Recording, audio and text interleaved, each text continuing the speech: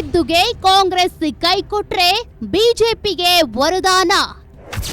ಕುರುಬರ ಮತಗಳ ಬೇಟೆಗೆ ನಾಗರಾಜ್ಗೆ ಒಲಿಯಿತು ರಾಷ್ಟ್ರೀಯ ಪಟ್ಟ. ರಾಜ್ಯ ರಾಜಕಾರಣದಲ್ಲಿ ಬಿಗ್ ಟ್ವಿಸ್ಟ್, ಸಿದ್ದರಾಮಯ್ಯ ಪದತ್ಯಾಗ ಬಿಜೆಪಿಯಿಂದ ಬ್ರಹ್ಮಾಸ್ತ್ರ. ನಮಸ್ಕಾರ ವೀಕ್ಷಕರೇ, ಪೊಲಿಟಿಕಲ್ ನ್ಯೂಸ್ ಬೀಟ್ಗೆ ಸ್ವಾಗತ. ಕರ್ನಾಟಕದ ರಾಜಕೀಯ ರಂಗದಲ್ಲಿ ಅಂದುಕೊಂಡಂತೆ ದೊಡ್ಡ ಭೂಕಂಪವೇ ಸಂಭವಿಸಿದೆ. ದಶಕಗಳ ಕಾಲ ರಾಜ್ಯ ರಾಜಕಾರಣವನ್ನ ಆಳಿದ ಅಹಿಂದ ವರ್ಗದ ಅಕಾಲಿಕ ಸಾಮ್ರಾಟ ಎನ್ನಿಸಿಕೊಂಡಿದ್ದ ಸಿದ್ದರಾಮಯ್ಯನವರು ಈಗ ಮುಖ್ಯಮಂತ್ರಿ ಸ್ಥಾನದಿಂದ ಕೆಳಗಿಳಿದು ಅಧಿಕೃತವಾಗಿ ಮಾಜಿ ಸಿಎಂ ಆಗಿದ್ದಾರೆ. ಕಾಂಗ್ರೆಸ್ ಹೈಕಮಾಂಡ್ನ ಒತ್ತಡಕ್ಕೆ ಮಣಿದು ಸಿಎಂ ಕುರ್ಚಿ ಬಿಟ್ಟುಕೊಟ್ಟಿರುವ ಸಿದ್ದರಾಮಯ್ಯ ಸದ್ಯ ಕಾಂಗ್ರೆಸ್ ಪಕ್ಷದ ಒಳಗೆ ಸಂಪೂರ್ಣವಾಗಿ ಮೂಲೆಗುಂಪಾಗಿದ್ದಾರೆ ಎಂಬ ಸ್ಫೋಟಕ ಮಾಹಿತಿ ಹೊರಬಿದ್ದಿದೆ.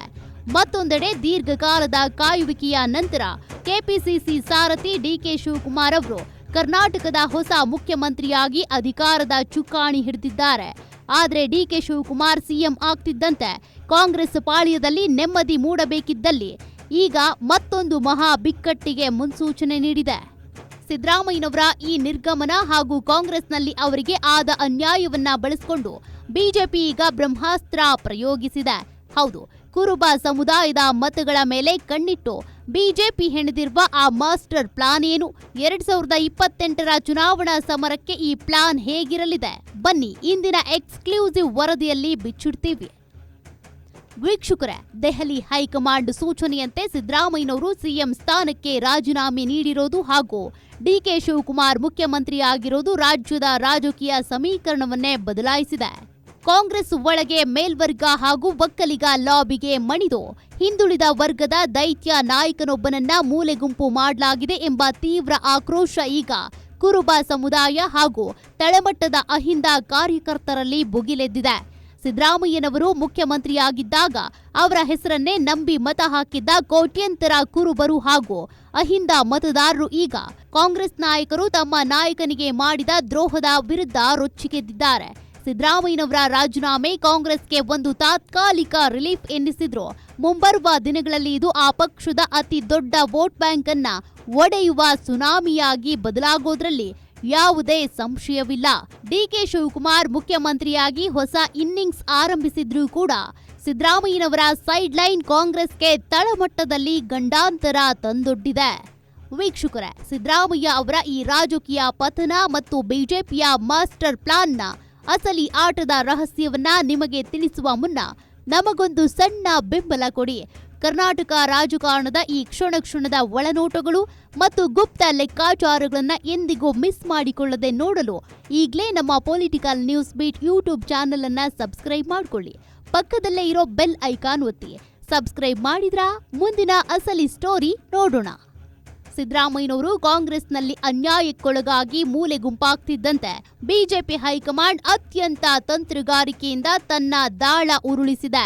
ಪ್ರಜಾವಾಣಿ ವರದಿ ಮಾಡಿರುವಂತೆ ಕಾಂಗ್ರೆಸ್ ಪಕ್ಷ ಕುರುಬ ಸಮುದಾಯದ ಮುಖಂಡರನ್ನ ಕಡೆಗಣಿಸಿದೆ ಎಂಬ ಅಸಮಾಧಾನವನ್ನ ಎನ್ಕ್ಯಾಶ್ ಮಾಡಿಕೊಳ್ಳೋದಕ್ಕೆ ಅಂತ ಬಿಜೆಪಿ ಮುಂದಾಗಿದೆ. ಇದರ ಭಾಗವಾಗಿ ಕುರುಬ ಸಮುದಾಯದ ಪ್ರಭಾವಿ ನಾಯಕ ನಾಗರಾಜ್ ಅವರನ್ನ ಬಿಜೆಪಿಯ ರಾಷ್ಟ್ರೀಯ ಉಪಾಧ್ಯಕ್ಷರನ್ನಾಗಿ ನೇಮಕ ಮಾಡಿ ಬ್ರಹ್ಮಾಸ್ತ್ರ ಬಿಟ್ಟಿದೆ. ಇದು ಕೇವಲ ಒಂದು ನೇಮಕವಲ್ಲ, ಬದಲಿಗೆ ಸಿದ್ದರಾಮಯ್ಯನವರನ್ನ ಕೈಬಿಟ್ಟ ಕಾಂಗ್ರೆಸ್ಗೆ ಬಿಜೆಪಿ ನೀಡ್ತಿರುವ ಅತ್ಯಂತ ತೀಕ್ಷ್ಣವಾದ ಕೌಂಟರ್ ಅಟ್ಯಾಕ್. ಕಾಂಗ್ರೆಸ್ ನಿಮ್ಮ ಏಕೈಕ ನಾಯಕನನ್ನ ಮೂಲೆಗುಂಪು ಮಾಡಿದೆ, ಆದ್ರೆ ನಮ್ಮಲ್ಲಿ ನಿಮ್ಮ ಸಮುದಾಯಕ್ಕೆ ಉನ್ನತ ರಾಷ್ಟ್ರೀಯ ಸ್ಥಾನಮಾನವಿದೆ ಎಂಬ ಸಂದೇಶವನ್ನ ಬಿಜೆಪಿ ಈಗ ಹಳ್ಳಿಗೂ ರವಾನಿಸುತ್ತಿದೆ.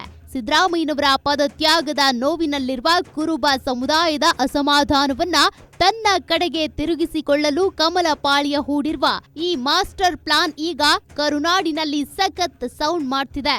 ಹಾಗಾದ್ರೆ ವೀಕ್ಷಕರೇ, ಡಿಕೆ ಶಿವಕುಮಾರ್ ಮುಖ್ಯಮಂತ್ರಿ ಆಗಿರುವ ಮತ್ತು ಸಿದ್ದರಾಮಯ್ಯ ಮಾಜಿ ಸಿಎಂ ಆಗಿರುವ ಈ ಸಂದರ್ಭದಲ್ಲಿ 2028ರ ಕಥೆಯೇನು?